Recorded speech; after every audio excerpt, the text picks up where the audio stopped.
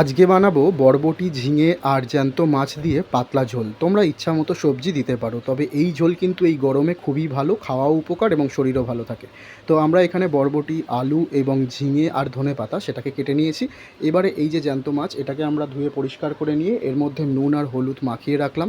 এই যে দেখছো আমার নুন হলুদ মাখানো হয়ে গেছে। এবার আমরা মিক্সিতে আদা, জিরে আর কাঁচা লঙ্কাটাকে বেটে নিয়েছি। কড়াই দিয়ে দিলাম পরিমাণ মতো তেল। এবার তেলটা গরম হয়ে গেলে মাছগুলোকে আমরা ভেজে নেব। খুব বেশি লাল করার দরকার নেই, অল্প লাল হলেই হবে। এবারে ওই তেলেতেই আমরা আলুগুলোকে ভেজে নেব। আর আলুগুলোকে ভাজার সময় ওর মধ্যে অল্প নুন আর হলুদ দিয়ে রাখলাম। আলুগুলোকে কিন্তু লাল লাল করে ভাজবো, তবেই কিন্তু তরকারির স্বাদ আসবে। এবার আমরা পাঁচফোড়ন দিয়ে যে মশলাটা করে রেখেছিলাম সেটা কড়াই দিয়ে দিলাম। তার মধ্যে নুন আর হলুদ দিয়ে এটাকে ভালো করে কষতে থাকবো। এবার এর মধ্যে দিয়ে দিলাম কিছুটা জিরে গুঁড়ো আর কিছুটা পরিমাণে চিনি। তোমরা চিনিটাকে অ্যাভয়েড করতে পারো। এবার এর মধ্যে মশলাটা যখন তেল ছেড়ে আসবে, আমরা যে সবজিগুলো কেটে রেখেছিলাম সেই সবজিগুলো দেবো আর অল্প অল্প করে জল দিয়ে এটাকে কষতে থাকবো।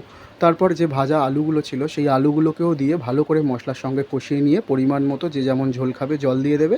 আর কয়েকটা কাঁচা লঙ্কা দিয়ে ঢাকা দিয়ে দিলাম। তারপর ঢাকা খুলে যদি দেখি আলুগুলো সেদ্ধ হয়ে এসেছে, তাহলে ভেজে রাখা মাছগুলো আমরা এর মধ্যে দিয়ে আরও মিনিট পাঁচেকের মতো আমরা এটাকে ঢাকা দিয়ে রাখবো। নামানোর আগে ওপর থেকে ধনেপাতা ছড়িয়ে দিলেই কিন্তু রেডি হয়ে যাবে জ্যান্ত মাছের ঝিঙে দিয়ে বরবটি দিয়ে পাতলা এরকম ঝোল। এই গরমে কিন্তু খুব ভালো লাগে খেতে আর শরীরও ভালো থাকে। রান্নাটা কেমন লাগলো জানিও।